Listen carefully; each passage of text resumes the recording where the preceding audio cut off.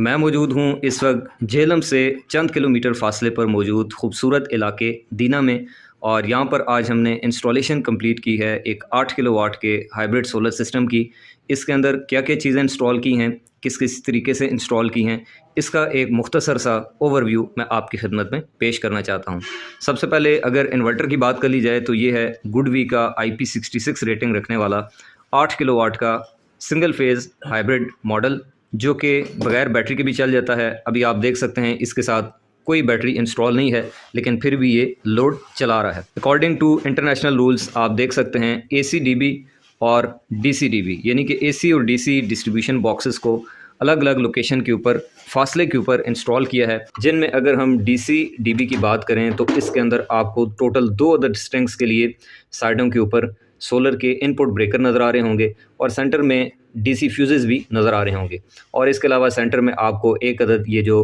Fire extinguisher type जो aerosol है ये भी नज़र आ रहा होगा, ताकि अगर खुदा न खास्ता किसी वजह से आग लगती है तो ये ऑटोमेटिकली इसको फायर को एक्सटिंग्विश कर सकता है। इसी तरह से जो AC डिस्ट्रीब्यूशन बॉक्स है ये अब 2 किस्म के हैं। एक जो है ये हमारा मास्टर है, जिसके अंदर हमारी AC SPD प्लस ग्रिड पे इनपुट का जो ब्रेकर होता है, यानी कि जो मीटर से सप्लाई आती है वो डायरेक्टली पहले इस ब्रेकर में आती है और यहाँ से फिर कंट्रोल होकर आगे चेंज ओवर्स वगैरह में जाती है। चेंज ओवर भी हमारे पास 2 किस्म के हैं, एक हैवी लोड को बाईपास करने के लिए है, दूसरा लाइट लोड को बाईपास करने के लिए है, जिनमें जो टॉप वाली पोजीशन है वो वापटा की है और बॉटम वाली पोजीशन सोलर की है। यहाँ पर आप देख सकते हैं कि वापटा के लिए मैंने यहाँ पर छोटा सा बिजली का मीटर बना दिया और सोलर के लिए सूरज बना दिया, ताकि अगर कोई बिल्कुल सादा आदमी है, लेमैन है, तो उसको भी पता चल जाए भाई नीचे करूँगा तो सोलर पे चलेगा लोड, ऊपर करूँगा तो वापटा पे चलेगा। उसके बाद जो हमारी अगली DB है जी ACDB, इसके अंदर आप देख सकते हैं कि इन्वर्टर की वापटा को कंट्रोल करने के लिए ब्रेकर,